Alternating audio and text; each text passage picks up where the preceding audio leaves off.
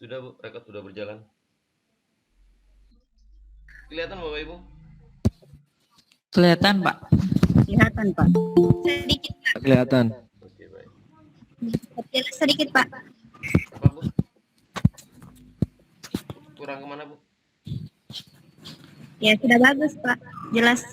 Jelas ya, oke baik. Moga Bu Vina dimulai. Baik, kita mulai Bapak Ibu. Jadi ini kita sama-sama belajar. Saya pun sebenarnya kurang lebih pasnya sih Pak Tri yang jelaskan. Soalnya beliau yang lebih master. Jadi kalau ada misalkan penjelasan saya yang kurang nanti akan ditambahkan oleh Pak Tri. Baik, kita mulai soal nomor 28.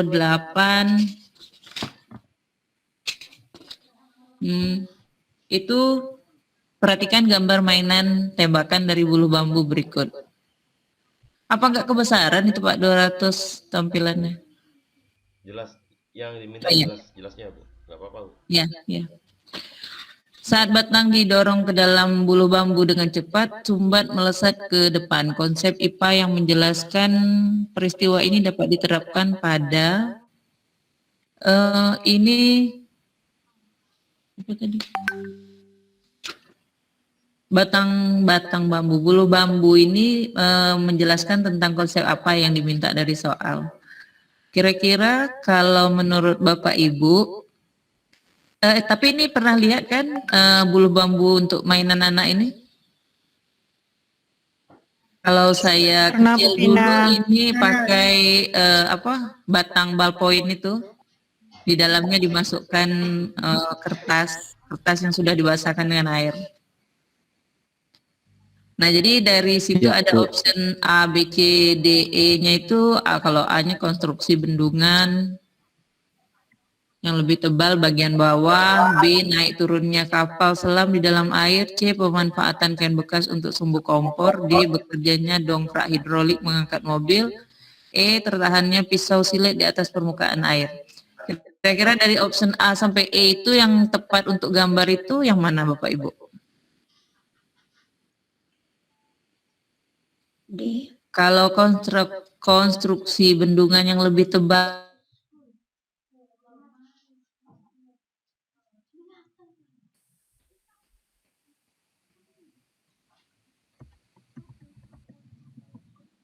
Ya, Bu Vina lanjut. iya. Kalau konstruksi bendungan itu tekanan hidrostatis, Pak. Gunanya bagian bawah itu lebih tebal supaya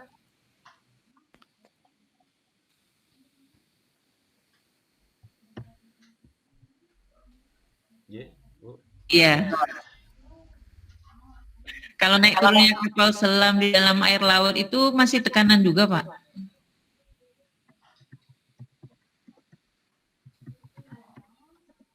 Terus kalau pemanfaatan mengapung layang tenggelam, kalau pemanfaatan kain bekas untuk sumbu kapilaritas.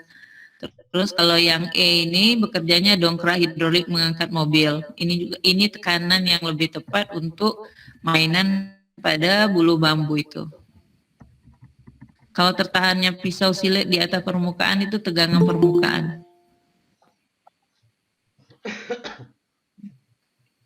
Jelas Bapak Ibu? Jelas, Pak. Apa masih bingung? Saya menambahkan sedikit Bu Vina. Jadi mohon maaf. Di sini ketika kita dorong batang kayu ini masuk ke dalam bambu, kita mendorong dengan gaya yang kecil gitu ya. Dengan gaya yang kecil gitu, ini akan diperoleh gaya yang besar. Apa buktinya diperoleh gaya yang besar? Pelurnya ini akan melesat jauh. Ini otomatis di sini nanti akan diperoleh gaya yang besar. Ini sesuai dengan prinsip Pascal ya. Jadi ketika kita memberikan gaya yang kecil akan diperoleh gaya yang besar. Konsepnya di sini kan biasanya kalau pada pompa hidrolik ya, pada penyucian mobil itu biasanya seperti itu. Nah, kalau kaitannya dengan konsep yang tepat, kalau konstruksi bendungan ini kan tekanan hidrostatis. Jadi kalau misalkan di sini ada sebuah bendungan yang mana yang paling berperan dalam bendungan ini adalah ketinggian dari permukaan. Ini permukaan. Semakin dalam permukaannya, maka di sini tekanannya semakin besar daripada di atas ini. Ini yang di A, ini yang di B. Maka di sini kita bisa menyimpulkan bahwasannya tekanan di B itu lebih besar daripada tekanan.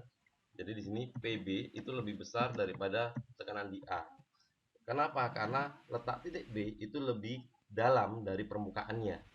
Sehingga ini tidak sesuai dengan konsep pada gambar pembulu ini, bulu bambu ini. Maka yang A itu salah. Kemudian naik turunnya kapal selam ini Archimedes mengapung, melayang, dan tenggelam. Kurang tepat. Pemanfaatan kain bekas untuk sumbu kompor, kapilaritas juga kurang tepat. Tertanya pisau silet di atas permukaan air, atau ini sama dengan serangga yang berjalan di atas permukaan air ya. Jadi lebih tepatnya yang D, yaitu hukum Pascal.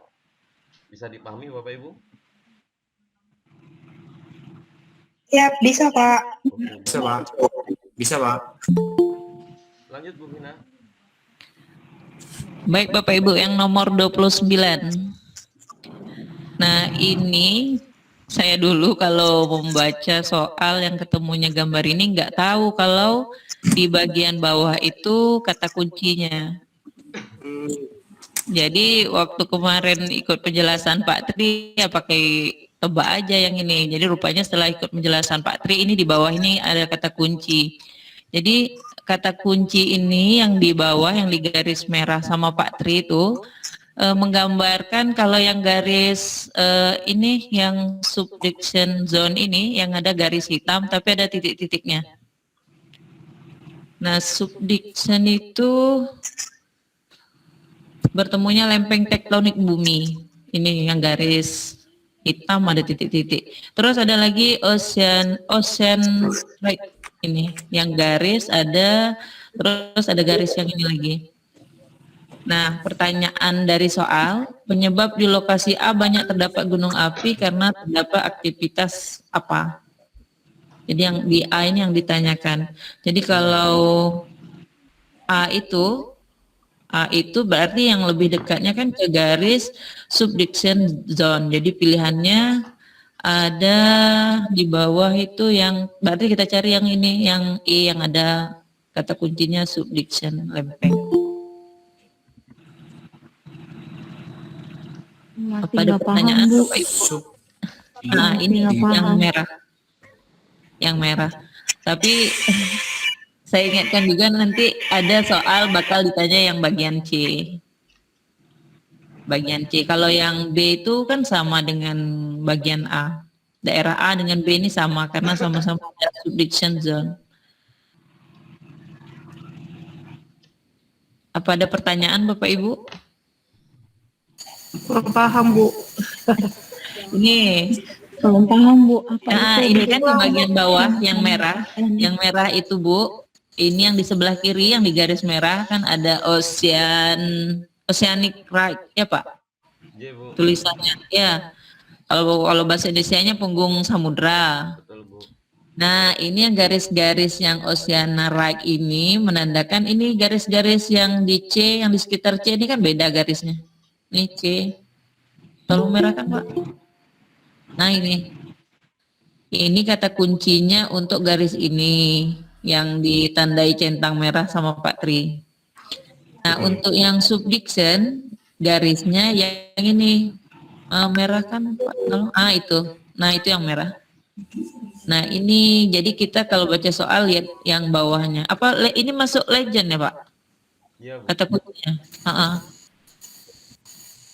Jadi saya terakhir baru tahu ini yang namanya legend yang bagian bawah. Nah jadi untuk jawab soal gambar seperti ini kita perhatikan yang di bawah. Berarti kalau ditanyanya daerah A itu subduction, berarti carilah yang ada optionnya subduction. Option iya. A ya. Oh iya. Nah, jadi kalau seandainya soal ini muncul lagi, tolong diteliti lagi. Kadang soal Pak Tri itu malah yang ditanyanya lokasi C, kita udah hafal subduction. Iya. Soalnya pengalaman saya kayak gitu, saya udah semangat jawab subduction, ternyata yang ditanya lokasi C. Oh gitu. Silakan Bu Gita. Pertanyaannya kan di sini penyebab di lokasi A banyak gunung api, terdapat aktivitas subduksi. Nah, aktivitas subduksi itu seperti apa dan aktivitas oseanik itu seperti apa, Ibu? Mohon maaf, saya masih bingung. Iya, subduksi itu bertemunya lempeng tektonik bumi. Salah satu lempengnya masuk ke bawah lempeng yang lain. Terus kalau yang ini Pak, punggung samudra itu? Iya. Ada yang dikatakan ketika lempeng-lempeng samudra itu bertumbukan, itu nanti ada yang arahnya ketika di sini saya punya kedua lempeng ini saling bertumbukan satu sama lain, maka nanti akan menghasilkan sebuah cekungan ke atas. Ya, ini konvergen apa divergen nih?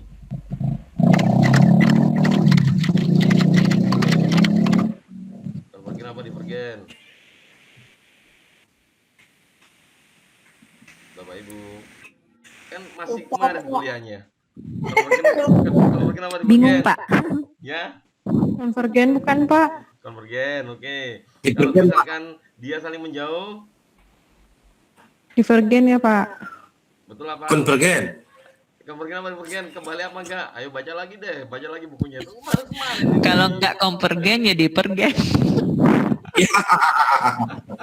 Bener, Pak.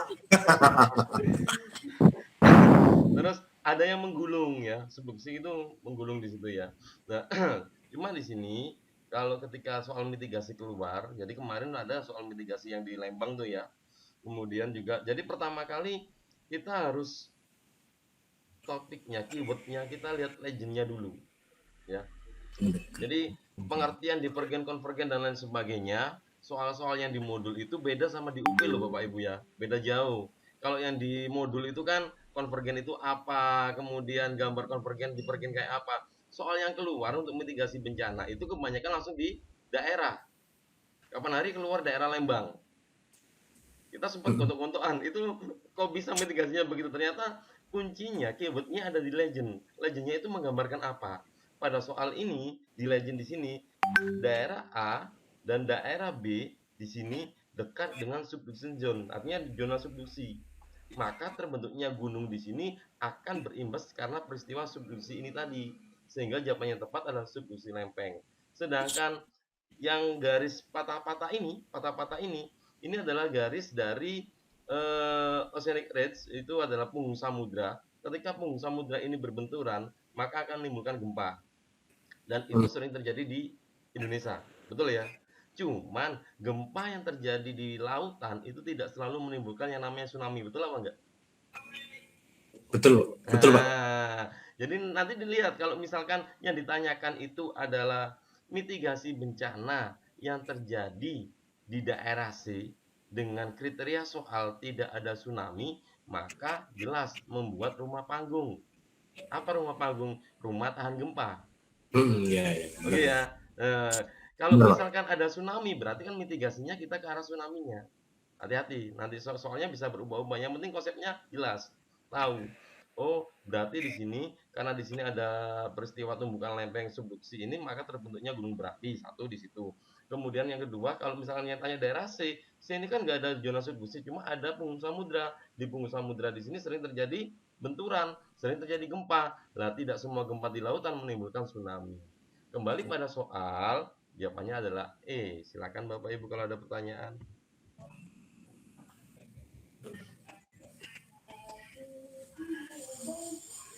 Pak, Ya, Bu. Pak, kalau misalkan ini apa namanya? Misalkan yang ditanya itu daerah C, Pak ya. Kira-kira itu soalnya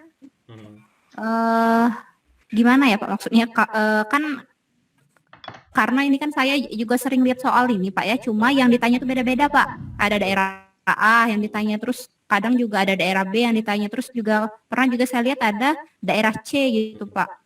Jadi kalau daerah C itu berarti dia ini Pak ya, apa namanya yang mempengaruhinya berarti ocean ridge itu Pak ya? Betul. Tidak ada gunung berapi di daerah C, maka mitigasinya nggak ada kaitannya dengan gunung berapi. Itu yang pertama. Yang kedua, dengan adanya gempa, kita lihat gempa yang terjadi di dalam soal itu nanti disebutkan tsunami-nya enggak. Kalau nggak disebutkan tsunami, maka kita cuma rumah panggung aja, rumah tahan gempa. Tapi kalau misalkan ada di C itu menyebutkan porositas, hati-hati ya, porositas itu kaitannya sama longsor. Atau di daerah C itu menunjukkan DAS, daerah aliran sungai, hati-hati juga, berarti kalau daerah aliran sungai itu ke arah apa mitigasinya? Longsor. Daerah aliran sungai? Longsor juga, Pak. Bukan, banjir. Banjir, iya. Oh, banjir, Pak. Iya. Oh iya benar, Pak. Pahami keywordnya, tangkap baik-baik keywordnya. Jadi kalau misalkan di legendnya nanti keluar daerah aliran sungai, apa Bu Vina bahasa Inggrisnya daerah sungai itu apa kemarin yang di Lembang itu? Waduh, apa ya namanya waterfall apa gitu? Lupa lah saya. Pokoknya River flow bukan, Pak? water divide ya. Water divide itu daerah aliran sungai, itu lebih ke arah banjir ya, hati-hati.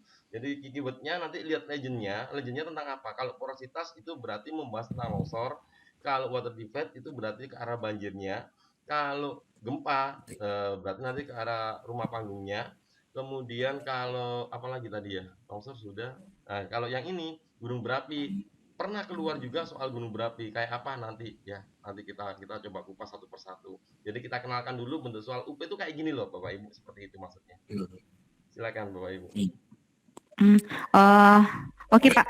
Jadi kalau subduction zone itu ada hubungannya dengan aktivitas gunung api di bawah laut gitu Pak ya. Kalau ocean ridge itu ada hubungannya dengan pergeseran lempeng di bawah permukaan laut gitu Pak ya. Ya Bu. Oke. Ya terima kasih Pak. Jelas Bapak Ibu? Jelas, Pak. Oke, baik. Jelas, Pak. Kita lanjut ya. Operatornya saya ya. Bu Vina. Perhatikan rangkaian berikut. Terus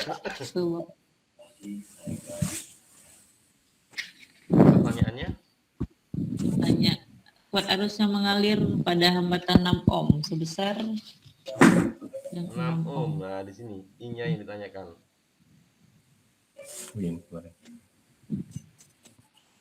Berapa nih Bapak Ibu? Kalau itu rangkaian gabungan. Kombinasi. Ya kombinasi.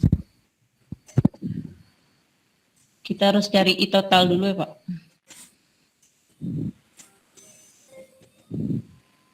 Oke. Peserta yang lain butuh ada yang bisa membantu menjawab?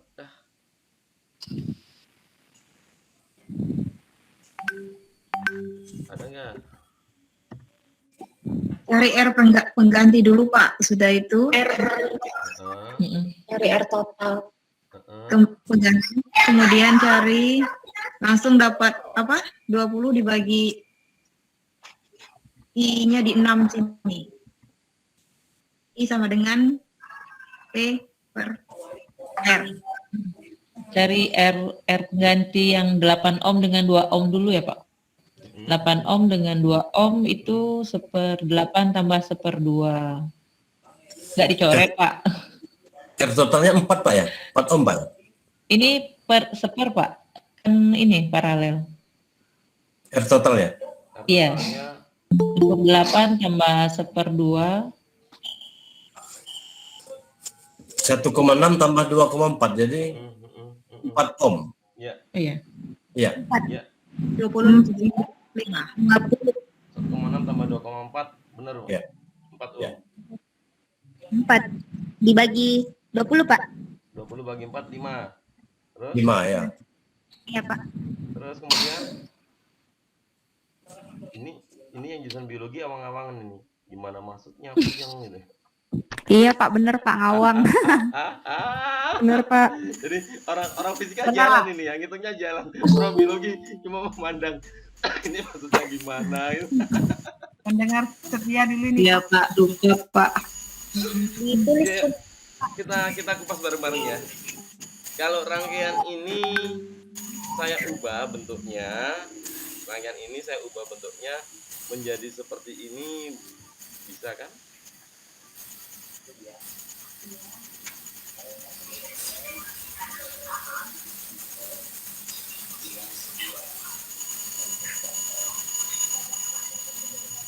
Oh ya benar Pak.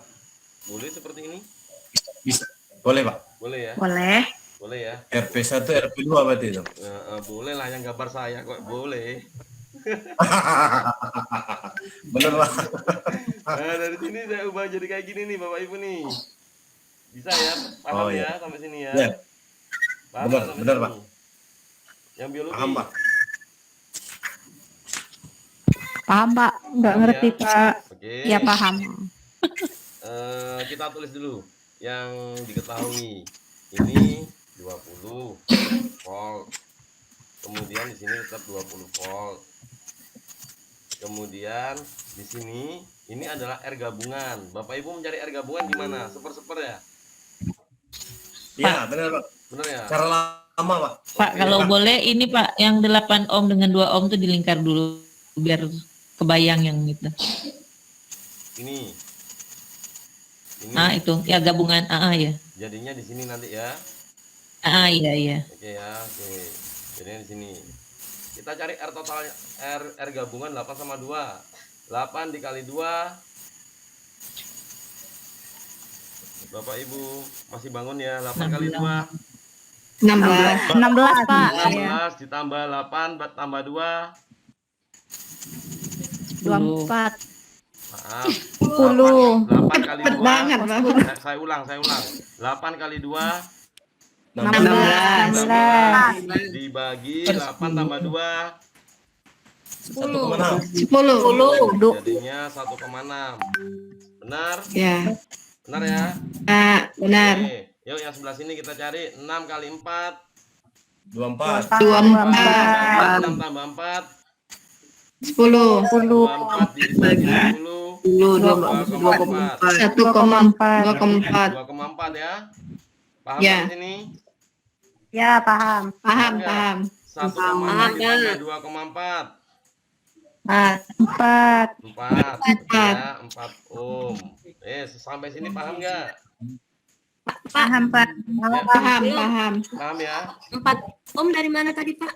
4 ohm 1,6 tambah 1,6 tambah 2,4. Oh ya, oke, lanjut Pak. Lanjut ya, baik. Nah, kan ada yang namanya si Ferry nih. Ya, si Ferry kan. Nah, jadi V sama dengan R kali I. Jadi 20 sama dengan R kali I. Berarti I-nya berapa di sini? 20. Iya dicari. I-nya belum ada. Berapa? Dicari, Berapa? Pak. Ini 5. 5. Setuju? Setuju? setuju. Saya kembali ke rangkaian yang kedua nih di sini. Jadi di sini 105 ampere. 5 ampere dia jalan keluar sini, naiklah dia ke atas, lewat dia ke sini, mengalirlah di sini 5 ampere juga. 5 ampere itu dari mana, Pak ya? Ini tadi yang bawah ini. Oh. 4 dikali berapa ada 20, Bu? 20 bagi Iya, 4. Pak. Oke. Siap. Oke. Karena di rangkaian kedua ini tidak ada titik cabang, maka setiap hambatan dilalui 5 ampere. Setuju? Setuju. Ya. Ya, setuju Pak. Nah, setuju Ya. ya? Setuju, Pak. Oke. Oke, Pak. Oke. Oke, lanjut Pak, lanjut. Lanjut ya. Lanjut. Lanjut, Pak. Coba kita kali 1,6 dikali 5 berapa ya? 8. Berapa, Bu? 8. Pak. 8 volt. Ya, 8.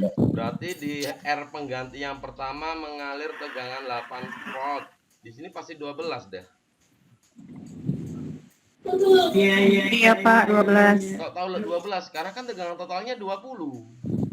20 di sini Oh, iya. sudah diambil 8, maka di sini pasti 12. Oh iya. Nggak percaya coba kita kali 2,4 kali 5 pasti 12. Ya benar Pak. Ya, benar, Pak. Oke ya.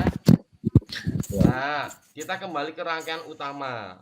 Ini tadi yang suruh buat buletin siapa sih? Bu Vina ya tadi ya. Buat apa sih? Nah, kita kembali ke rangkaian utama. Berarti di rangkaian 8 sama 2 ini mengalir tegangan 8 volt. Di sini juga 8 volt. Kok sama, Pak? Kan paralel. Kalau paralel itu tegangannya sama. 12. Berarti di sini mengalir 12 volt, di sini juga mengalir 12. 12 volt. Volt. Sampai sini 2 ampere. bisa dipahami nggak? Siap, bisa. Siap, siap, Yang bisa. biologi paham nggak yang biologi? Iya Pak, Lumayan, paham. Kak. Insya Allah, Pak. Pahamnya. Oke, baik. 12 bagi 6, 2, 2 Dua. ampere. 2, 12 bagi 4, 3, 3 3, ampere. 8 bagi 8, 1, 1 ampere. 8 bagi 2, 4. 4 ampere. Nah, jadi si arus itu awalnya dia itu keluar dari sini kan 5 ampere dia ya. Dia keluar dari sini 5 ampere, keluarlah dia ke sini menuju ke kiri. Kok gini? Nah, ini. Dia keluar ke sini 5 ampere. Naik dia ke atas 5 ampere sampai di sini pecah. Ada yang ke atas 1 ampere, ada yang ke bawah. Jadi di sini ada yang ke atas 1 ampere, ada yang ke bawah 4 ampere. Keluar dia di sini, ketemu sampai di sini. Ketemu, keluar lagi ke sini. 1 tambah 4 berapa? 5 kan? Ya. Nah, 5 pecah lagi. Ke atas ini 2 ampere, ke bawah lagi 3 ampere. Ketemu dia di sini lagi. Keluar bareng-bareng dari sini sebesar 5 ampere. Paham nggak sampai sini Bapak Ibu? Paham, Pak. Yang ditanyakan apa? Paham Pak. Kuat arus yang mengalir pada hambatan 6 ohm. 6 ohm loh, 2 ampere loh jawabannya ini loh. Oke? 2 ampere jawabannya Bapak Ibu. Silakan kalau ada yang ditanyakan. Scroll ke atas, Pak. Siapanya saya? Soalnya Pak, Soalnya Pak.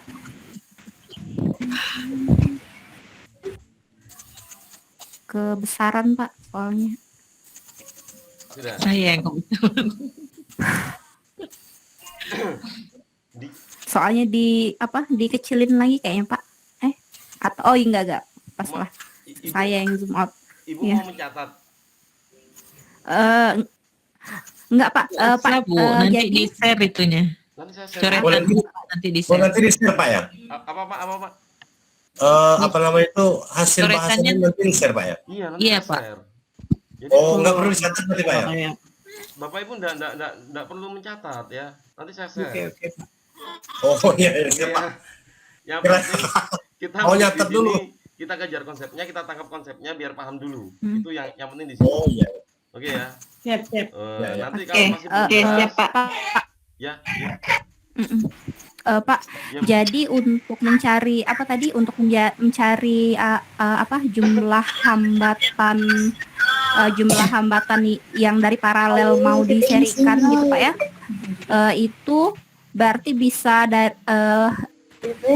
apa yang paralel atasnya ditambah paralel bawah dibagi perkaliannya Pak ya? Kalian paralel atas dikali paralel bawah gitu Pak ya? Untuk yang itu Pak, yang 16/10 itu. Oh, 8 kali ya, Bu. 2. Ya, Bu. Ibu 8 kali 2 itu, Bu. menanyakan asal usulnya gitu dah. Kenapa kok Iya, pakai perkalian gitu, jadi gitu? itu yang kita pakai itu rumusnya yang itu Pak ya, kalau misalkan ditanya apa namanya tadi R apa itu Pak namanya? Satu R per paralel. RP kan gitu R ya. paralel iya. 1 per RP kan gini kan persamaannya 1 per R1 gitu kan. Ditambah Ibu orang fisika ya? Kok Orang Biologi biologi Pak. kayaknya. biologi itu harus dibuktikan berarti ya memangnya. Oke. 1 per RP begitu sama dengan KPK-nya R1 sama R2. Kalau saya tulis itu kan KPK-nya pasti R1 R2 gitu kan. R1 R2 ini KPK-nya. R1 R2 gitu. Ini penyebut ya. R1 R2 dibagi R1 habis tinggal R2. Jadi di sini pasti yang di sininya mesti R1 ditambah R2 gitu kan. Ini pembuktiannya aja, nggak usah dipikirkan ya. Oh, oke, Nah, Pak. Iya, iya, berarti ha. ini kan super RP Iya, iya. kan. Kalau RP berarti kan tinggal dibalik aja, sama dengan R1 R2 R1 dikali R2 dibagi gitu ya. Bagi Heeh, 1 tambah dibagi itu R1 tambah R2 gitu. Maksudnya begitu, Ibu. Nah, Oh, ini pembuktian nggih, Pak. secara matematisnya Iya, begini, iya. Bu. Tapi saran saya nggak usah dihafalin ini, pusing nanti tambah. Yang penting cara lainnya, oh ternyata cara lainnya bisa dikali sama dibagi di jumlah gitu aja. Oh iya, Pak. Iya. Oke ya. Siap, terima kasih, Pak. Oke, ada lagi? Bisa diulang Pak, ini tadi 8 volt dari mana ya? Ya, yang mana 8 volt? 8 volt 5 ampere kali 1,6. 5 ampere. Oke. Yang 8 volt ini ya, 8 volt ini ya. 5 dikali 1,6, Bu.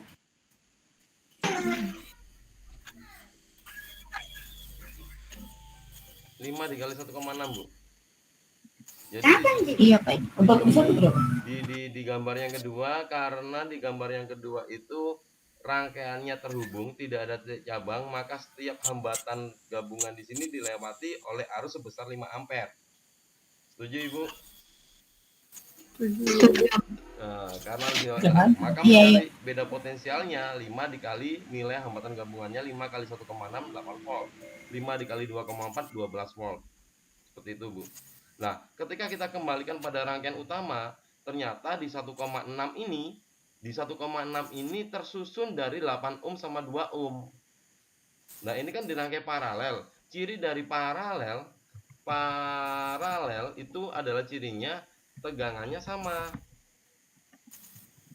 Kalau ciri dari seri itu adalah arusnya sama.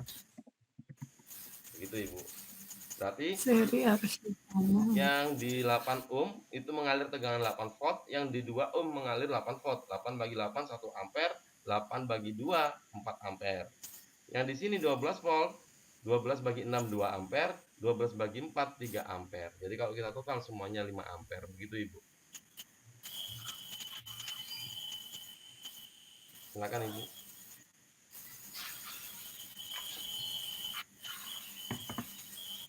Bu. Ibu. Sepertinya sudah pas. Udah, Bu. Silakan Bapak Ibu. Ya jelas Pak. Jelas ya? Oke, baik. Saya lanjut. Baik. Bu Vina. Nomor 31. Perhatikan grafik berikut. Dampak yang mungkin terjadi berdasarkan data tersebut adalah Pak. Bangun bayinya, Pak. Oke, siap. Silakan lanjut. Ya. Saya besok kalau jelasin gitu aja ya. Bu, bangun bayinya, Ibu ganti. Oke, baik. Ini adalah sebuah grafik tentang suhu pemanasan karbon dioksida ya. Jadi global temperatur dan karbon dioksida. Jadi dari judulnya kita udah tahu, oh ini adalah peningkatan suhu bumi terhadap karbon dioksida. Jadi ini suhunya gitu ya. Ini konsentrasi dari karbon dioksidanya.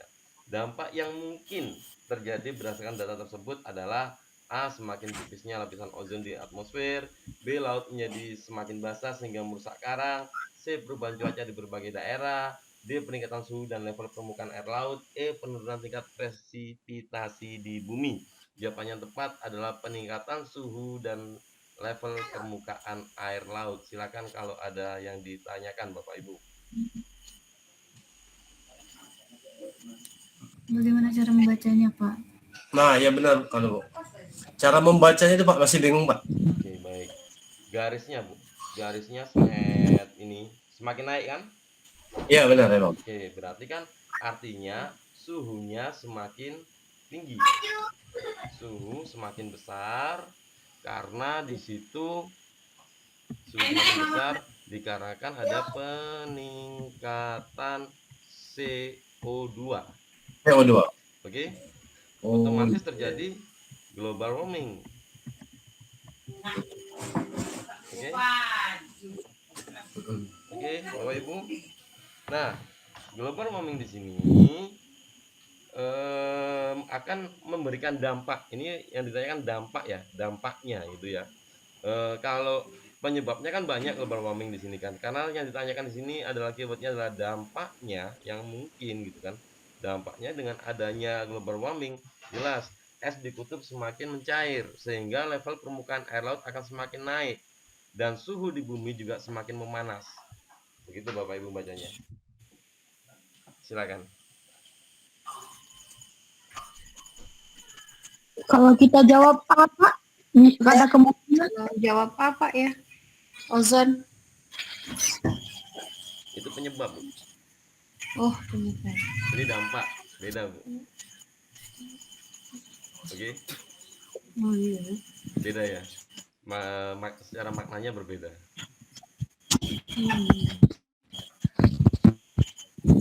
Izin Pak Tri. Ya, Bu. Pak, Hmm. apa itu kaitannya dengan yang ini, yang di sebelah kiri itu, yang global temperatur itu? Makanya kita pilih suhu. Mungkin karena karena ada diketahuinya suhu, makanya cari yang optionnya yang ada kata suhu.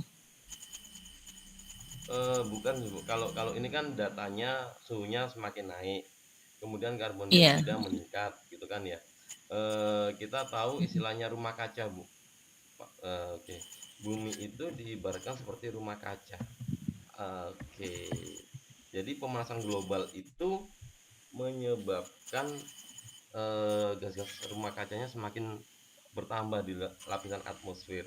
Gas-gas rumah kaca itu banyak, tapi yang paling besar adalah ini gas rumah kaca. Gas rumah kaca yang paling banyak dominan di atmosfer itu adalah gas CO2 di sini. Dengan berkumpulnya CO2 di atmosfer, otomatis ozonnya semakin tipis di situ. Nah, ketika ozon itu semakin tipis, sinar matahari yang masuk ke dalam bumi itu akan terperangkap di dalam bumi sehingga akan sulit keluar kembali, sehingga diibaratkan bumi seperti rumah kaca. Nah, jadi rumah kaca ini bukan bangunan yang terbuat dari kaca, bukan. Ini perumpamaan bumi diibaratkan sebagai rumah kaca yang ketika sinar matahari masuk di dalam bumi itu sulit keluar, sehingga menyebabkan suhu permukaan semakin naik, kemudian es-es di kutub semakin mencair, sehingga peningkatan suhu dan level permukaan air laut ini setelah terjadinya global warming, setelah terjadinya pemanasan global di permukaan bumi. Nah, ini kan data mentahnya, Bu, seperti itu. Silakan Bapak Ibu.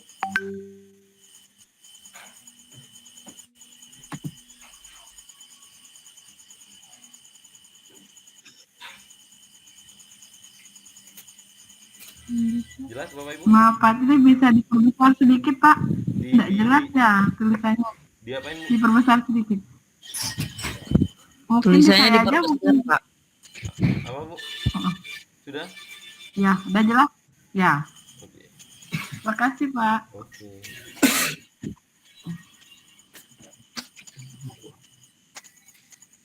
Lanjut Bapak Ibu. Lanjut Pak. Silakan Bu Vina. Lanjut Pak. Bu Vina udah kembali kah? Sudah Pak, Oke, biarkan baik. main dulu. Oke. Perhatikan gambar layar pendeteksi ikan di kapal berikut. Ada kerjanya peralatan tersebut memanfaatkan A. Pemantulan gelombang bunyi, B. Pemantulan cahaya, C. Penyerapan energi gelombang bunyi, D. Perpaduan bunyi dan udara, E. Pembiasan cahaya.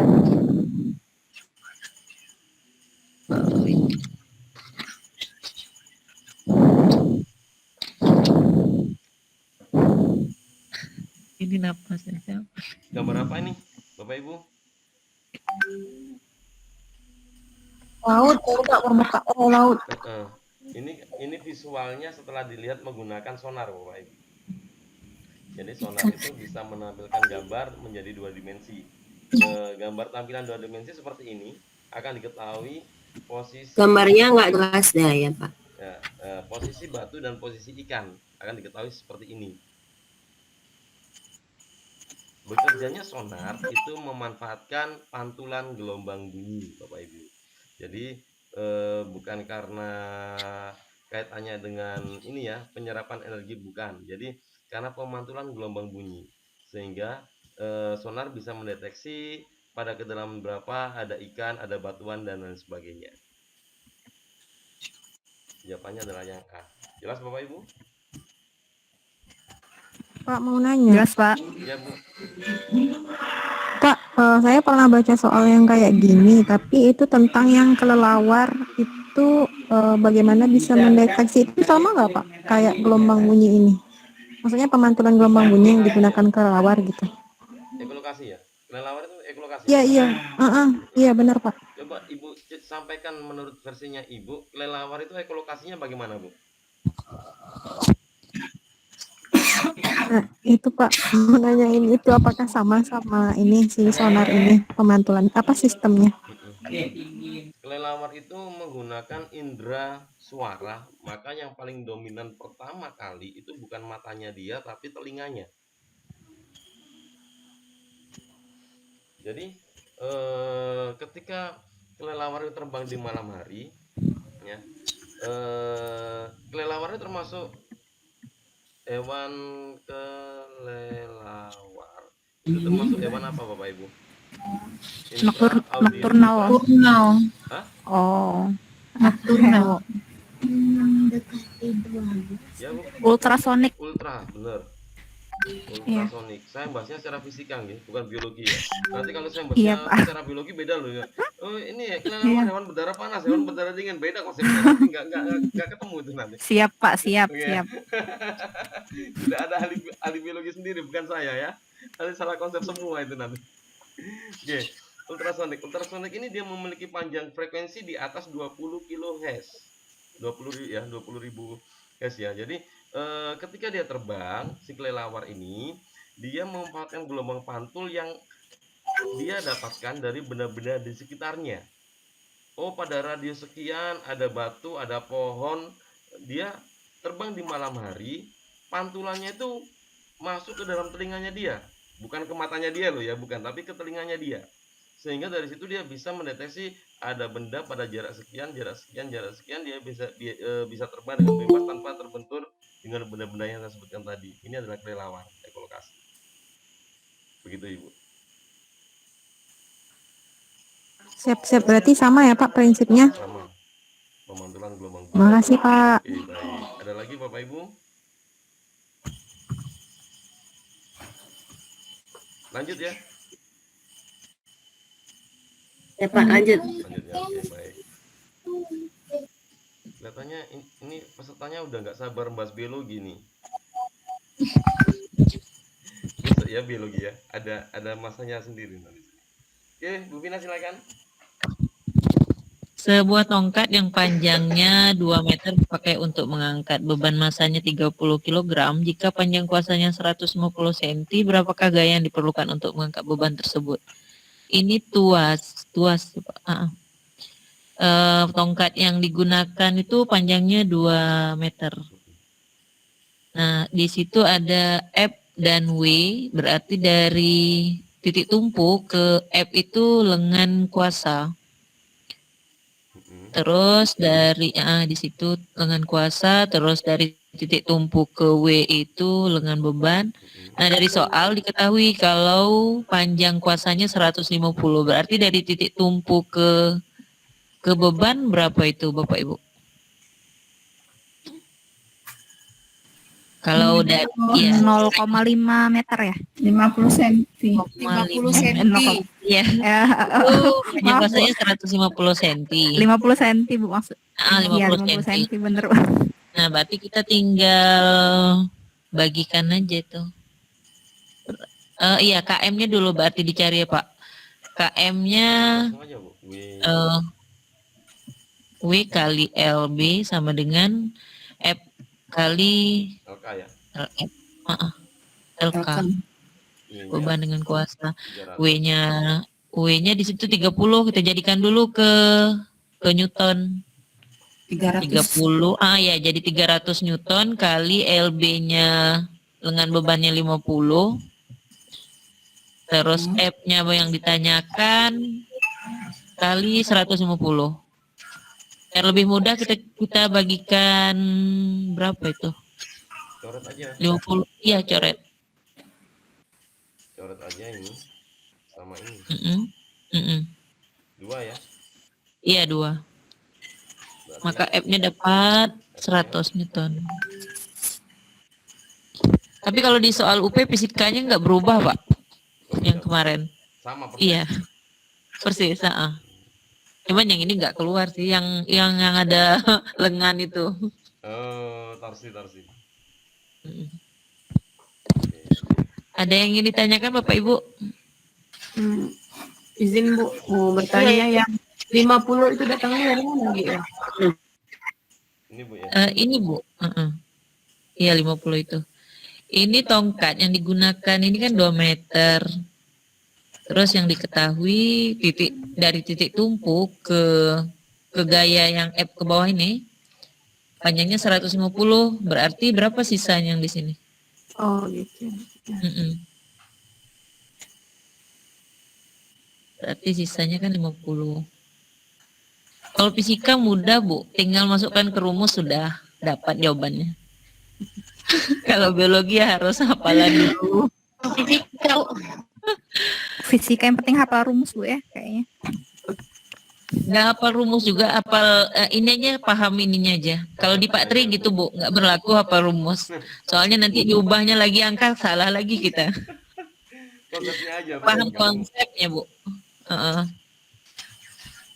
Saya ke siswa saya sering menyampaikan kalian bisa penjumlahan bisa Pak, pengurangan bisa, perkalian bisa, pembagian bisa Pak, pembagian angka dari 1 sampai 10, 1 sampai 20 bisa ya sudah ikut olimpiade aja berangkat. Pak gimana ya udah fisika itu mudah.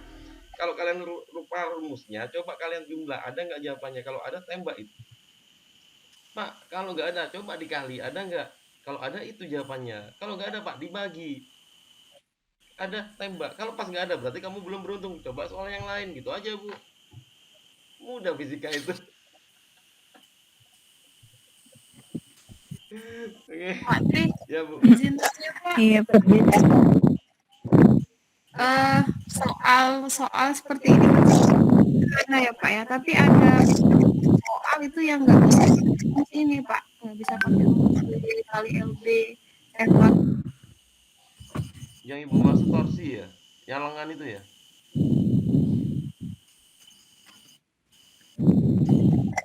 Iya Pak, yang lengan yang ada 3 itu loh Pak, yang ada beban, ada lengan, nah itu sama beban otot. Itu nggak bisa pakai rumus ini ya Pak. Nanti kalau misalkan ada lengan ini, ada lengan dia pegang batu, kemudian di sini ada gaya ototnya gitu ya, berapa besar gaya otot yang digerakkan. Ini nanti konsepnya beda lagi Bu, nggak pakai ini, kita pakai torsi Bu biasanya Bu. Apa torsi? Torsi itu momen gaya. Iya, momen gaya. Seperti apa nanti kita bahas lagi ya ketika ketemu dengan soalnya. Step by step. Sabar Bapak Ibu ya. Jangan terburu-buru. Iya. Oke? Oke, lanjut Bapak Ibu. Lanjut Pak. Oke. Bu Vina. Seorang pengembara sedang melakukan perjalanan di sekitar kutub utara. Ketika dia membuka kompas yang dibawanya, terlihat salah satu ujung kompas lebih rendah dari ujung lainnya. Hal ini disebabkan akibat terbentuknya sudut. Itu yang jadi keyword. A. Deklinasi karena ujung kompas kutub selatan mendekati kutub utara magnet bumi. B. Deklinasi karena ujung kompas ujung utara mendekati kutub selatan magnet bumi. C. Inklinasi karena ujung kompas kutub utara mendekati kutub selatan magnet bumi. D. Inklinasi karena ujung kompas kutub selatan mendekati kutub utara magnet bumi. E. Deklinasi karena ujung kompas kutub utara mendekati kutub utara magnet bumi. Pak izin dulu ya Pak. Ya siap. Dengar suara saya bangun lagi. Ya, benar, siap Bu. Silakan Bapak Ibu kalau ada pertanyaan.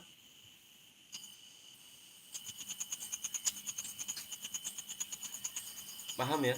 Atau bingung? Belum Pak, itu Bingung, kenapa bisa Pak. jawabannya C Pak? Iya. Penjelasannya Pak. Tahu kompas, Bu? Tolong diperbesar, Pak, nggak jelas. Oke. Sudah, Bu? Udah Pak. Oke. Tahu bedanya deklinasi sama inklinasi? Tidak Pak. Tidak tahu. Baik. Belum Pak. Kita hidup di salah satu planet namanya Earth. Earth itu bumi. Bumi ini di atas itu dikenal kutub utara. Setuju Bapak Ibu ya? Ini adalah utara. Kutub utara. Saya bilang kutub ya, kutub utara. Di sini ada kutub selatan. Tetapi di bumi kita itu memiliki magnet alam. Yang mana di kutub utara itu ada kutub ya, ujung magnet selatan. Di sini adalah ujung magnet utara. Kenapa kompas kok selalu mengarah ke utara? Sesuai dengan sifat magnet, magnet itu dia kalau senama tolak menolak, dia kalau berlainan maka akan tarik menarik. Kompas selalu menunjukkan arah utara karena di kutub utara bumi terdapat ujung magnet selatan bumi ya. Jadi itu penjelasannya. Nah, alat untuk mengetahui arah mata angin itu dikenal dengan istilah kompas. Itu Ibu ya. Terus mana ya? Ini ya. Kompas. Kompas itu untuk menunjukkan arah utara. Kalau biasanya itu kalau kita desain secara sederhana, kompas itu dia bentuknya secara kita lihat ini dia seperti ini. Di sini dia itu ada penyangganya, di sini. Ini kalau kita lihat dari samping ya, kalau kita dari samping. Tetapi kalau kita lihat dari atas, maka dia hanya berupa arah panah saja. Arah panah seperti ini. Ini kalau lihat dari atas ya. Jadi di sini dari samping, ini samping, ini dari atas. Nah, apa yang membedakan? Ketika kita lihat dari atas akan ada penyimpangan dari garis normal. Ini ada garis normal. Ya, di sini ada garis normal. Sudut yang terbentuk dari penyimpangannya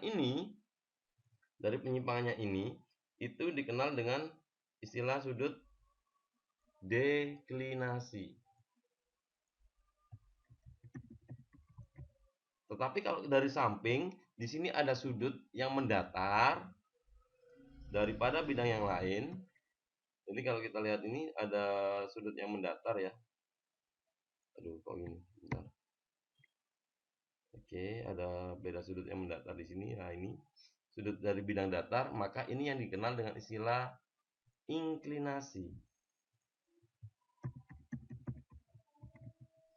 Jadi, kalau kita kembali pada soal, keywordnya dalam soal terlihat salah satu ujung kompas lebih rendah dari ujung lain.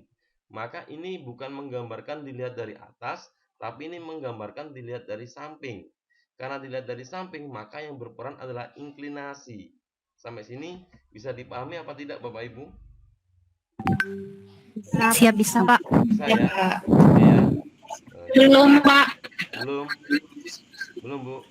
Baik, saya ulang lagi Bu ya. Kita samakan kita samakan sudut pandang. Ibu tahu kompas Ibu? Wow, ya tahu. Seandainya saya melihat wajah Ibu dari samping sama saya melihat wajah Ibu dari depan, sama nggak Bu? Beda ya? Berbeda. Nah, ini sama ketika kita memandang sebuah benda, terutama kompas, kita pandang dari samping, maka akan kelihatan seperti gambar ini, Bu. Ini dari samping. Maka kita tahu, oh ini ada perbedaan ketinggian. Nah, yang mana ujung satunya lebih tinggi, yang ujung satunya lebih rendah. Ini kalau kita lihat dari samping. Tapi kalau kita lihat dari atas, loh kok nyimpang ya? Nah, seperti itu, Bu. Sampai sini bisa dipahami nggak, Bu? Iya Pak. Bisa, ya? Izin Pak. Ya, Bu. Pak. Ya Bu. Cluenya kalau kita untuk clue-nya kita tahu ini soal dilihat dari samping dari atas bagaimana, Pak? Itu Bu, yang saya garis bawahi Bu. Terlihat salah satu ujung kompas lebih rendah dari ujung lainnya Bu. Oh gitu ya, Pak ya. Ini dari Kalau menggambarkan, kalau kita lihat kalau dari atas clue-nya nanti beda lagi. Jarum kompas terlihat menyimpang dari arah utara. Nah itu Bu, beda berarti ya? dari atas kalau gitu ya, Pak, Iya Bu, menyimpang berarti ini ya. di atas. Oke Bu ya, bisa dipahami Bu ya? Iya, Pak. Paham Bu? Nah, Paham, Pak. sampai sini maka jelas gambarnya inklinasi. Permasalahannya inklinasinya ada dua, inklinasi C sama D. Yang C inklinasi karena ujung kompas kutub utara, yang sini utara, mendekati kutub selatan magnet bumi. Ini yang benar. Kenapa? Karena di kutub utara bumi itu ada magnet selatan. Oke ya, Bapak Ibu ya.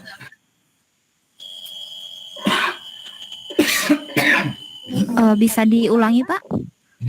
Yang ini apa namanya?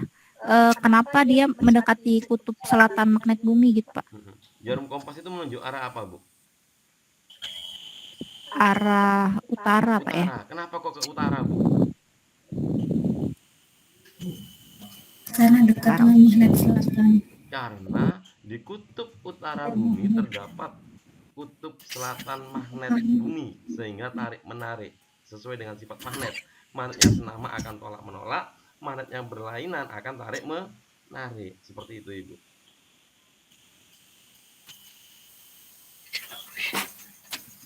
Silakan, Ibu. Bedanya dengan D, Pak? Bedanya sama yang D, inklinasi kan kompas kutub selatan. Nah, ini kan yang naik itu kutub utaranya, Bu, bukan kutub selatannya, Bu. Jadi kita lihat kutub utara yang naik itu kutub utara kompasnya ya, Pak? Kompasnya mesti yang naik kutub utara, Bu. Oh, gitu. Iya. Siap. Karena fungsi kompas utamanya kan mencari arah utara, Bu. Ya, Pak. Oke ya. Ibu Siti Supriyatun, silakan. Ibu Siti resen. Kalau beda yang C, Pak. C sama mana, Bu? Yang C, Pak, inklinasi juga, tapi di sini kutub bisa juga karena kutub selatan kompas kan itu berlawanan kutub, Pak, dengan kutub utara magnet, Pak. Oke. Kenapa jawabannya yang C? Karena kompas itu tujuannya itu fungsinya yang utama adalah mencari arah utara. Jadi jelas yang kita titik beratkan itu adalah kutub utara kompas mendekati kutub selatan magnet bumi. Kutub selatan magnet bumi, bukan kutub selatan bumi, Bu ya. Kutub selatan magnet bumi yang letaknya di kutub utara. Paham, Ibu? Berarti kalau kompas itu kutub utara yang selalu bergerak ya, Pak ya? Ya, selalu mengarah ke kutub utara, Ibu. Oh gitu ya, Pak. Oke? Terima kasih, Pak. Oke, ada lagi Bapak Ibu? Saya lanjut.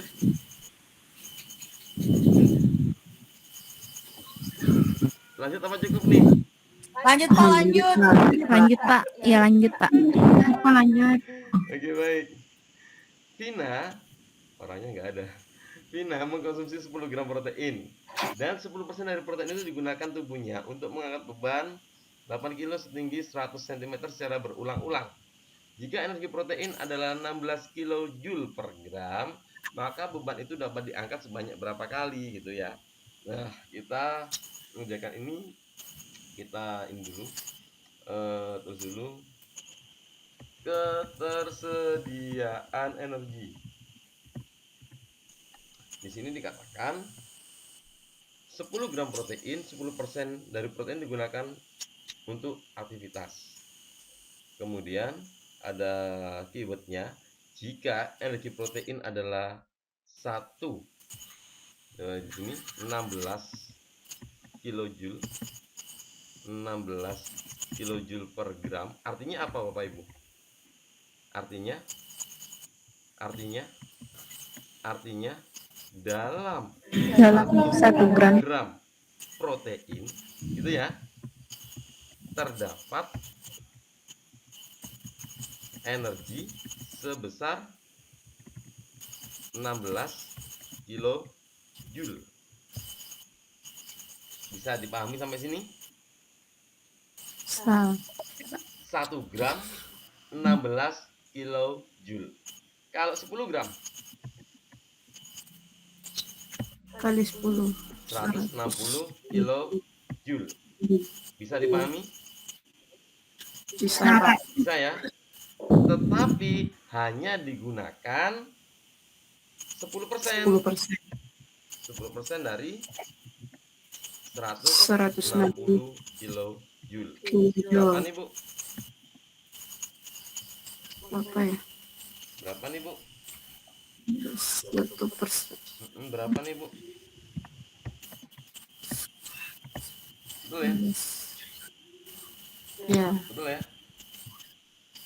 10/100 gitu Kali 160. dikali dengan 160 ya, dikali dengan 160 dikali dengan 160. Nah, di sini kita coret-coret aja yang bisa kita coret nih. Ini kita coret nolnya 1 2 1 2 16. Bisa dipahami sampai sini? Bisa, Pak. Bisa ya. Oke, berarti energi yang tersedia 16 kilojoule. Next, kita mulai. Dari protein itu digunakan tubuhnya untuk aktivitas mengangkat beban 8 kg setinggi 100 cm. Energi apa ini, Bu? Potensial. Potensial. Oke. Potensial itu sama dengan apa? M kali G kali H. Oke, M dikali G dikali dengan H. Kita hitung nih. Masanya berapa? 60. Berapa? 60. Gravitasinya 10. Ketinggiannya 100 cm. 100 cm itu berapa nih? 1 meter. 1 meter ya? Berapa, Bu? 1 meter. Satu ya? 1 meter. 1 meter. 1 meter. Oke, berarti ketemu hasil sama dengan 80. joule. Oke. Paham sampai sini? Paham. Berarti banyaknya di sini, banyaknya perulangan sama dengan ketersediaan energi tadi 16 kilojoule dibagi dengan 80. Jadi ketemu hasil 200. 200 kali. Jawabannya adalah B. Silakan kalau ada pertanyaan. Izin, Pak, bertanya, Pak. Silakan. Konsepnya untuk menentukan energi potensial itu gimana ya, Pak ya? Kata kuncinya, soalnya saya orang biologi, Pak. Karena di situ dia mengangkat beban dengan ketinggian sekian. Benda yang memiliki ketinggian berarti dia memiliki energi potensial.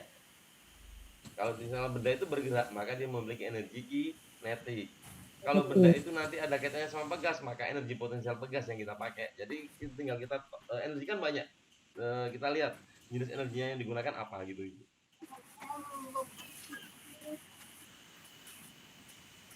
Oke, Ibu. Ada pertanyaan lagi?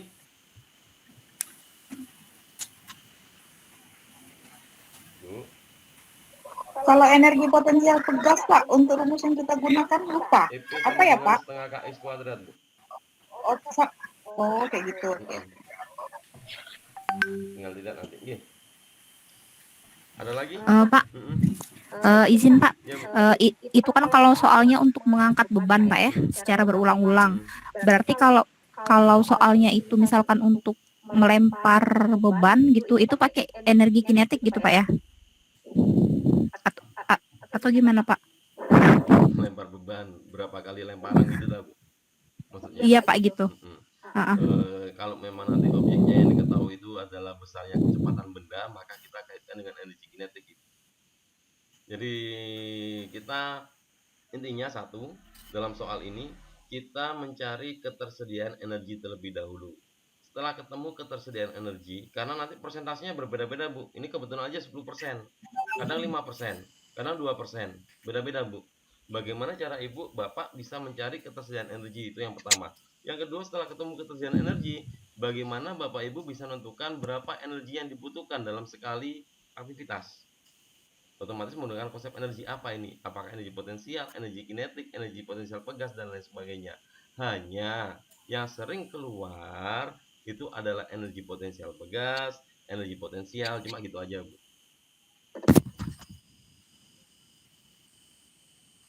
Oke, silakan Bapak Ibu.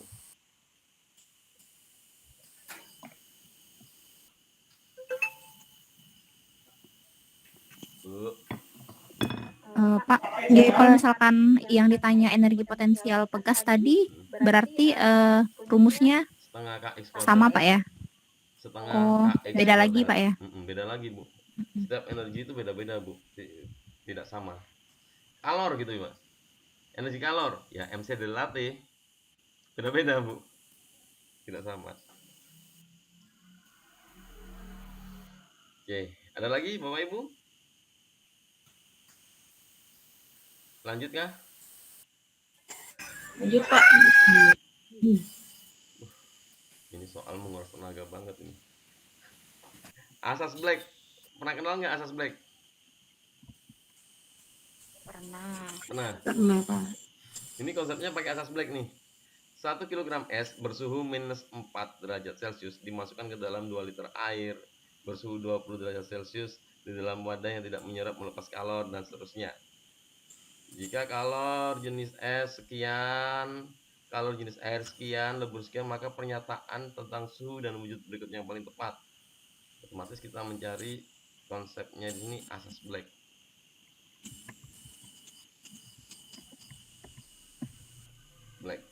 Oke.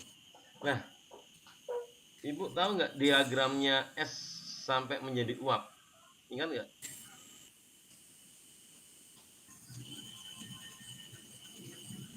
Ini saya buat garisnya, saya buat grafiknya dulu. Dari kalau di sini adalah titik tengahnya itu adalah 0 gitu ya, di sini 0. Berarti di bawah 0 itu kan negatif. Kalau di bawah 0 negatif berarti wujudnya adalah apa Bapak Ibu? Membeku. Oke. Ini wujudnya adalah es. Oke. Kemudian sampai dengan 0 dia akan berubah Cair. wujud. Perubahan wujudnya dia akan melebur, gitu kan? Maka grafiknya berubah lagi seperti ini. Nah, sampai dengan 100 gitu kan? Iya. Oke, sampai dengan 100. Nah, dari 100 ini dia akan mendatar lagi, berubah wujud lagi menjadi uap, ya. Kalor uapnya. Kemudian dari sini dia akan jadi uap semua di sini. Jadi kalau saya tulis di sini, ini jadi uap. Kemudian ini melebur di sini, lebur. Kemudian di sini dia setelah melebur semua maka menjadi air. Nah, ini perubahan wujud lagi ini ya, ada Q sama dengan M kali U ya di sini ya. Perubahan wujud ini ya, perubahan ya. Uap ya, gitu ya. Nah, kita kembali pada soal. 1 kg es bersuhu minus 4 derajat Celcius dimasukkan ke dalam 2 liter air bersuhu 20. Di dalam wadah tidak menyerap atau melepas kalor. Jika kalor ini, maka pernyataannya benar. 1 kg es dimasukkan ke dalam 2 liter air. Kira-kira esnya hancur nggak ini? Itu aja konsepnya. Hancur. Nah, untuk menjawab kita lihat dulu nih. Di mana ya? Coba ya. Inilah. Energi yang dibutuhkan es. Es ini dia mengalami 2 siklus. Di sini siklus yang pertama, di sini dia siklus yang kedua. Bisa dipahami Bapak Ibu? Bisa Pak. Bisa ya. Jadi untuk meleburkan es ini hancur total menjadi air, maka dia melalui 2 proses. Proses pertama garisnya miring MC delta T. Proses kedua adalah M kali L. Saya tulis saya di sini ya, saya tulis di sini ya. Di sini karena dia miring garisnya, karena miring maka MC delta T I sama dengan MC delta T di sini karena garisnya lurus, terjadi proses peleburan, melebur di sini, maka saya tulis Q gitu ya. Q sama dengan M dikali dengan kalor leburnya. Kita hitung dulu energi yang dibutuhkan oleh S. Q1 sama dengan MC delta T. MC delta T. Berapa masanya, Bu? S-nya berapa, Bu? Bu. Ketutup satu, Pak. Satu ya. Satu kilo. 1 kilo. Karena ini kalori per gram derajat Celcius, saya ubah ya ini ya. Ini menjadi 1000, boleh? 1000 gram. Gram. Saya ubah ke CGS semua aja ya. Oke, jadi ini saya masukkan 1000 dikali dengan kalor jenis S-nya setengah gitu. Dikali dengan setengah 0,5 dikali dengan perubahannya dari suhu min 4 ke 0. 4 ya. Berarti ketemu hasil Q-nya sama dengan 2000 kalori. Sampai sini paham? Paham, Pak. Kita hitung Q2. Q2 sama dengan M dikali dengan L. Masanya berapa nih tadi? 1 kan? Dikali dengan 80 kalori. 80 kalori. Kok 1 sih? 1000, Bu ya. 1000 dikali dengan 80. Maka ketemu hasil 80.000 kalori. Sehingga totalnya untuk menghancurkan es ini total itu butuh 82.000 kalori. Sampai sini paham nggak? Paham? Bu? Bu? Ibu? Iya, Pak, paham, Pak. Paham, Pak. Ya, paham. Oke. Nah, ini es sudah ya. Sekarang air. Air itu dia turun. Air itu dia grafiknya turun dari sini. Di sini. Ini ada air di sini. Dia memiliki suhu 20. 2 liter air. Kalau kita beranggapan massa jenisnya 1, maka 2 liter itu senilai dengan berapa, Bu?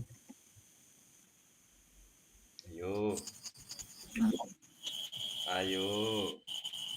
Berapa masanya? Rho sama dengan M per V toh? Begitu kan? Massa jenis airnya 1000 sama dengan M-nya yang dicari per V. V-nya 2 liter. 2 liter itu berapa mili, Bu?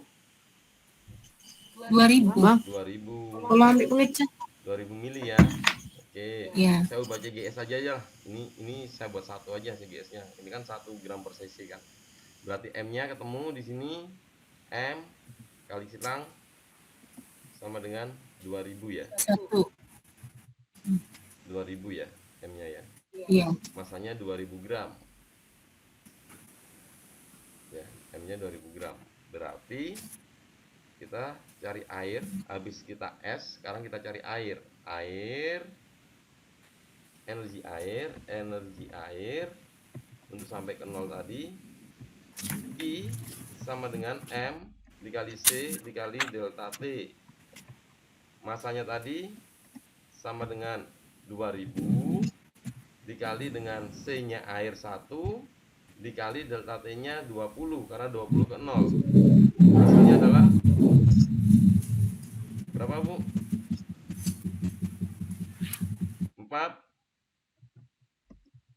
40.000 kalori. Oke, Bapak Ibu, perhatikan. Untuk menghancurkan es dibutuhkan energi sebesar 82.000 kalori. Sedangkan energinya air tadi cuma ada 40.000 kalori. Hancur nggak airnya? Maaf, esnya hancur nggak? Enggak. Semua. Hancur sebagian kan? Oke, karena hancur sebagian ya, karena hancur sebagian maka suhu seimbangnya di 0 derajat. Jadi jawabannya adalah suhu campuran sama dengan 0 derajat, sebagian es mencair. Silakan Bapak Ibu kalau ada pertanyaan.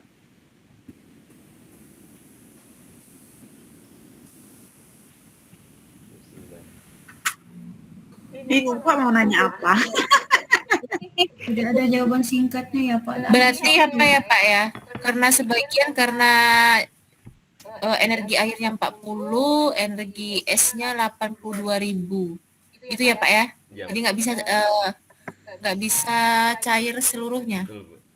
Intinya kalau ingin mencairkan es itu butuh energi 82. Energinya air cuma 40, maka otomatis nggak hancur semua. Seandainya energinya air itu 100.000, otomatis hancur semua kan?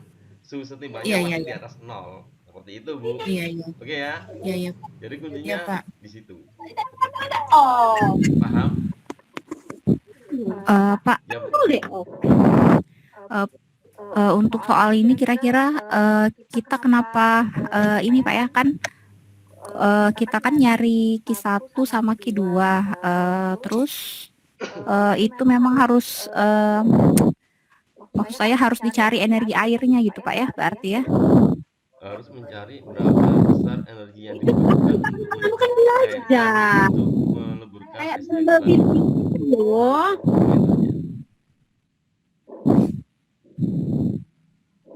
Pak, seandainya saya nggak ngitung Q1, Q2, jadi kita mana tahu berapa besarnya, Bu? Ya kita harus ngitung. Gitu, Bu. Oke, Bu. Ada lagi, Bu? Pak, kalau di SMP kan soalnya nggak begini, Pak. Iya, karena air ketemu air, Bu. Jadi ketika air ketemu air, mudah karena air itu di atas 0 gitu kan. Tapi kalau es kan di bawah 0, maka siklusnya seperti ini. Kita harus hitung siklusnya ini. Baik, silakan. Jelas? Bingung? Pak, Ya, Bu. izin Pak, karena suhu campur sama dengan 0 karena dia prosesnya proses 1 dengan proses 2 ya Pak ya? Suhu campuran Sampai melebur ya Pak? Suhu campuran sama dengan 0 karena energinya tidak cukup untuk meleburkan es. Oh gitu. Logikanya, Bu, untuk meleburkan es butuh 80.000 kalori. Energi yang ada cuma 40, maka esnya kan mencairnya cuma separuh. Berarti belum mencair ya Pak ya? Masih di 0 derajat. Betul, Iya, masih iya. di 0 derajat, hanya mencair separuh aja. Separuhnya masih berupa bongkahan es batu. Kalau seandainya nanti sudah mencair Pak, katakanlah energi airnya 100.000. Berarti nanti suhunya itu kita lihat yang ditunjukkan pada grafik gitu Pak. Suhu setimbangnya kalau dicari, tapi biasanya kalau pertanyaan kayak gini mesti nanti suhu campuran di atas 0, cuma gitu aja biasanya, Bu. Kalau Ibu ingin mencari gitu. berarti Q-nya ada 3, Q1, Q2, Q3. Q3 dari 0 menuju suhu setimbangnya itu. Iya Pak. Oke ya? Iya Pak. Oke. Semoga nggak pusing, Bu ya. Oke. Baik, lanjut apa cukup nih? Lanjut Pak. Lanjut ya. Ya, ada pertanyaan? Tidak Pak. Ada ya. Oke. Bingung Pak. Iya Pak karena konsepnya ya kita nih agak kurang yang fisika ini. Jadi apa, Bu ya? Gambaran soal di modul itu nanti kalau kita hanya belajar di modul tidak mengenal soal UP, nggak bisa, Bu. Jadi pengalaman saya pribadi ketika saya harus belajar di modul tok, kemudian kisi-kisi kayak gini, mungkin soal keluar kayak gini, ternyata ketika UP bedanya jauh banget gitu loh. Jadi kita harus mengetahui soal UP kayak apa, tujuannya begitu.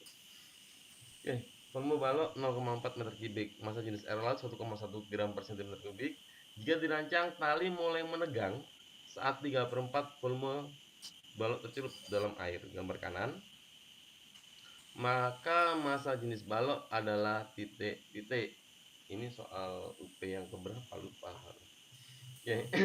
Jadi tali ini sengaja diikat dengan balok dengan harapan balok ini nanti akan tenggelam 3/4 bagian.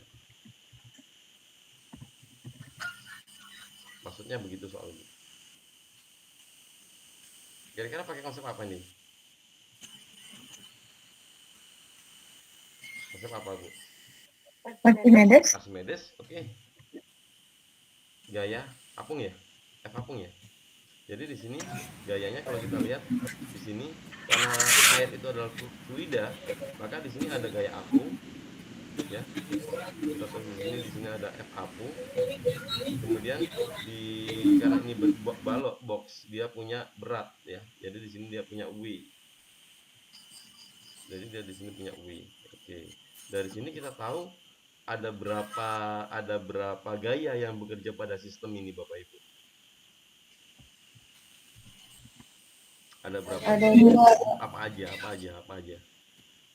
F apung dan W. Oke, F apung ke atas ya. Saya tulis ya.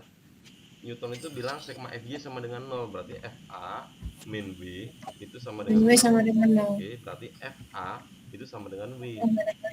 F apung itu adalah rho fluida dikali dengan G dikali dengan V. Tadi volume. V apa, Bu? V tercelup. tercelup. Hati-hati loh, Bu ya. V tercelup ya sama dengan W. W itu massa dikali gravitasi. W-nya ada nggak di sini ya? Balok volume baloknya volume balok. Oke, massa jenis oke. M dikali dengan G. Oke. Sini aja, ingat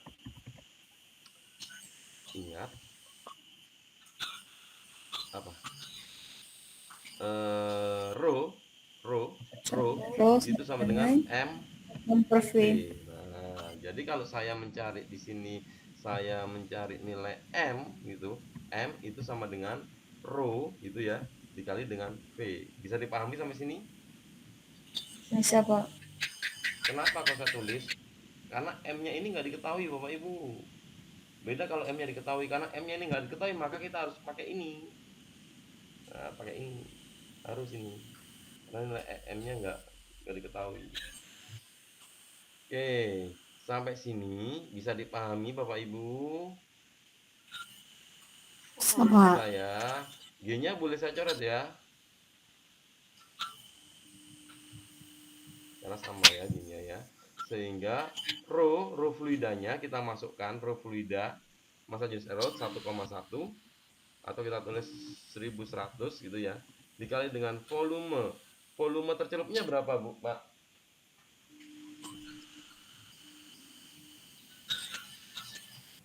Tiga per 4. Oke ya, terusnya gini aja, 3/4 dikali dengan volume baloknya berapa? 0,4. 0,4 ya. 0,4 itu sama dengan ini rho balok gitu dikali dengan V 0,4. Sampai sini bisa dipahami apa enggak nih, Bapak Ibu? Ya, Pak. Bisa ya? Bisa. Berarti saya coret nih. Coret. Boleh? Berarti sama dengan udah ketemu rho baloknya. Rho balok berarti 1100 dikali 3 itu 3300 dibagi 4. berapa? Berapa, Bu? Ya itu 825, Pak.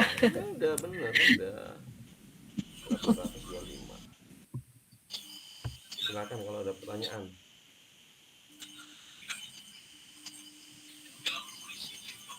Pak, izin nanya, Pak. Ya, Bu.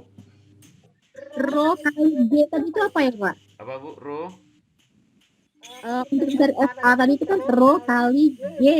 G itu tadi FA sama dengan rho dikali G dikali volume tercelup, Bu. G. Yang G itu tadi apa ya, Pak? G itu Gravitasi. Gravitasi, Bu. Iya, Pak. Silakan. Nanti caranya tadi dijawab atau Ya, Bu. Pak Tri. Ya, Bu. Ya, dapatnya 1100 dari mana, Pak ya? Ini, Bu, dalam soal massa jenis air laut 1,1. Ini kan dalam satuan CGS kan. Kalau kita ubahnya menjadi MKS, tinggal kalikan 1000 aja. 1100 kg per meter kubik. Oke, Bu. Oke, Pak. Makasih. Oke. Ada lagi? Kalau 3/4 tadi itu dari mana, Pak ya? Jika dirancang tali mulai menegang saat 3/4 volume balok tercelup. Jadi di sini tujuannya ada tali ini untuk mendesain agar volume balok yang tercelup 3/4 bagian, Bu. Karena V tercelup di sini yang dicari. Oke? Berarti itu bisa masuk ke G gitu, Pak ya? Maksudnya gimana? Masuk ke G gimana? Maksud saya kan kalau G itu kan gaya gravitasi, Pak ya. Gaya gravitasi itu kan kalau nggak salah 10, Pak ya rasanya ya.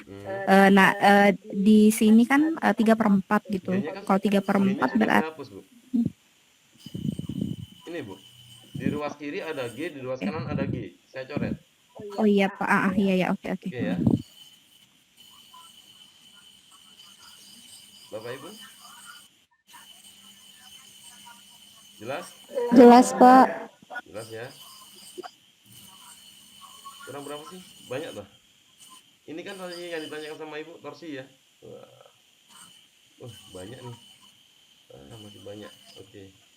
Jam 9. Sudah jam 9 nih Bapak Ibu.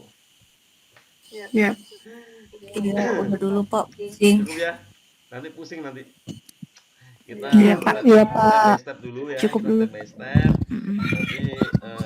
Nanti jika ada yang kurang jelas bisa. Iya, Pak, cukup, Pak. Oke. Bu Vina sudah kembali ke tempat. Saya kembalikan ke Bu Vina. Silakan Bu Vina.